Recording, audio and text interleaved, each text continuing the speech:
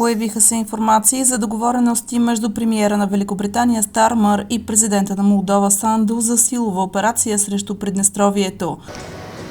Па, овие информации нису ништа ново. Тези информации за мене са ништо ново. Стармер и порано заявяваше, че Приднестровие е една възможност за нова война срещу Русија. А суштина е зашто се оваква изјава? Защо точно сега се говори за тази тема? Защото сме в предвечерието на изборите в Молдова, до 28 септември ще бъдат, и това има една идея за употреба върху това. Наравно, не би трябвало подценити Британија. Не трябва да подценяваме възможността на Великобританија за така наречена тајната дипломација. Те са мајстори винаги били, но геополитическите константи трябва да бъдат в други посоки направени. Али бих ово изјаву... Това изявление може да толкуваме повечето като една изявление в посока на създаване на алармирана атмосфера, на една геополитическа хистерия, което е характеристика на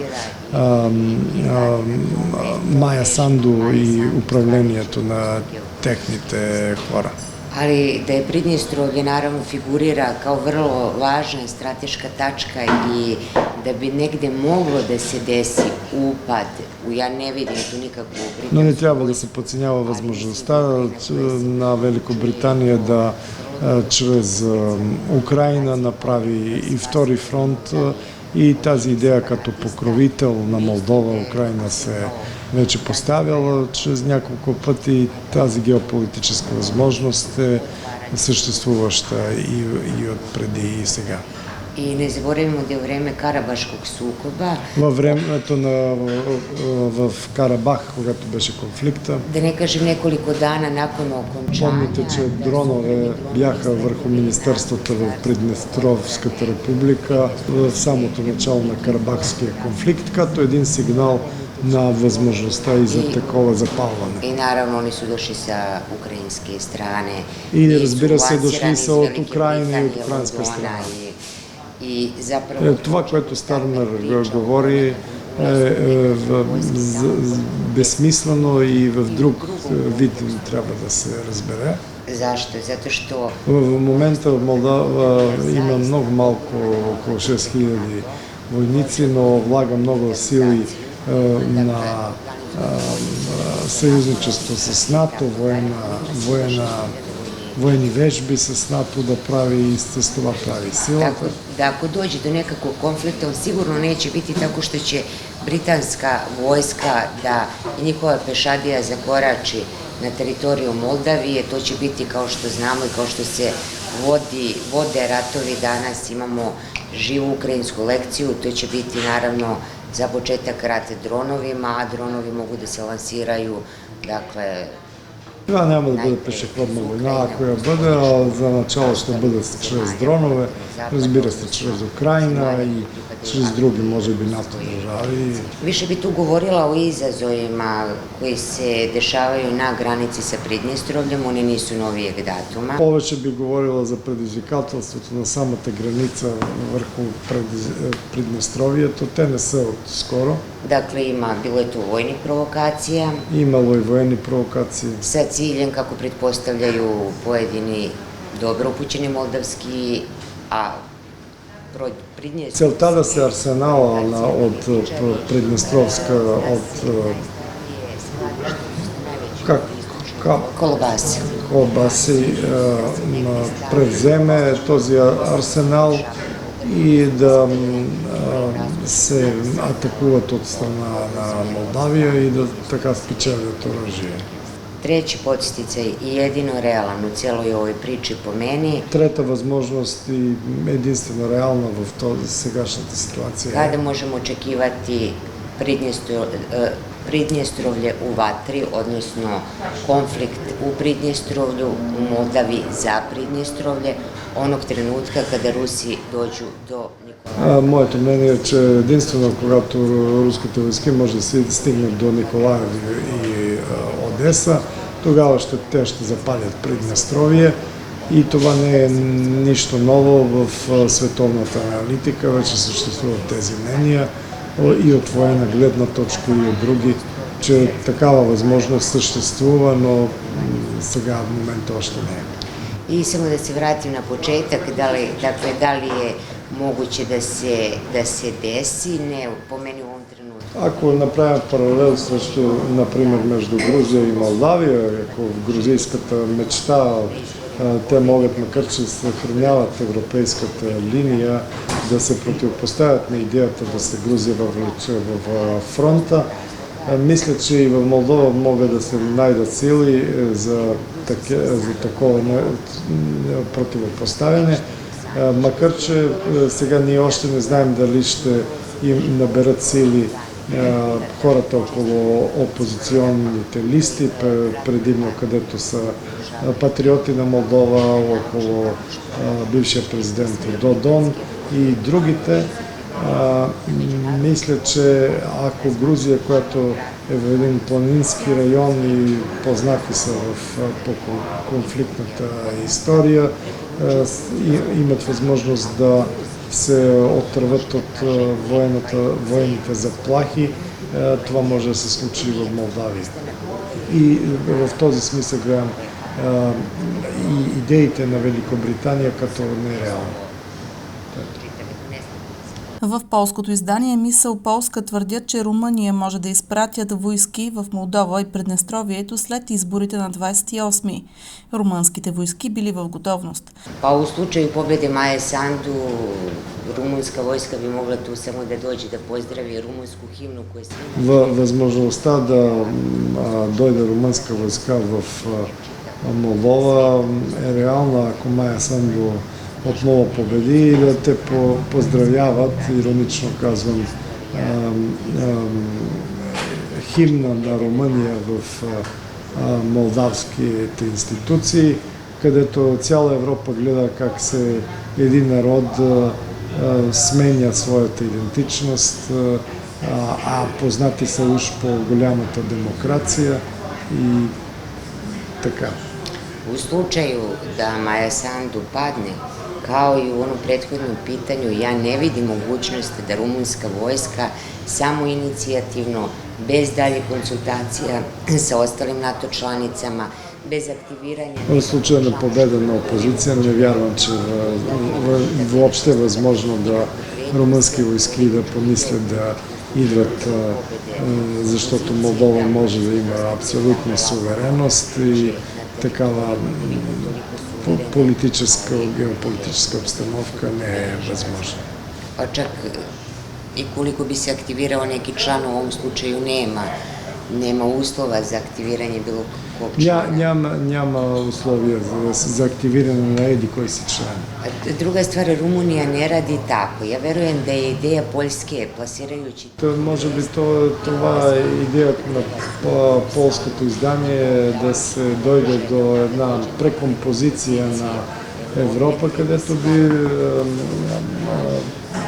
всяка държава получила някои свои компензации от исторически смисъл. Pa eto, koliko bi Rumuni mogli da uzmu deo teritorije za koju misle da im istorijski И ако pripada, Румъния може да вземе някоя територия, която смята, че тя е тяхна, zašto onda Poljska ne bi odmah bez а istorijskog защо в този смисъл от Полша не мога да кажа, че, например, долу в това е полско и без всякакви преговори на Аляска могат да го завършат. Tako da mislim da zapravo Poljska tu malo razigrava. Полша разиграва от свои интереси такива неща и те не са реални предпосилки. Druga stvar, ne zaboravimo da Moldavija ima jedan sasvim drugačiji način pristupa ideji uzimanja moldavske teritorije pod svoju vlast. Ona to radi putem crkve, Румъния работи по-другому, тихомълком, чрез десетилетия, чрез хора като Майя Санду, чрез свои граждани, чрез черковния въпрос, осъществяват влияние върху Молдова и те не работят така пряко. Ja sam potpuno sigurna da je učinak Rumunije u celoj toj priči i 350.000 Moldavaca koji su napustili svoju zemlju za prethodne 4 godine. Влиянието на Румъния довежда до това, че 350 тисячи молдавци са напуснали Молдова в последните години.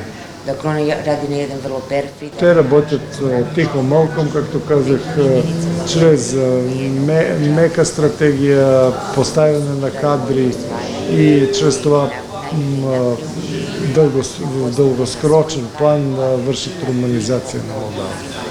Tako da ja verujem da ukoliko, šta god, kako god bila konstelacija snaga nakon izbora, И за край да кажа, че Румъния няма, какъвто и да е резултата на изборите, няма от своята политика на постепена руманизация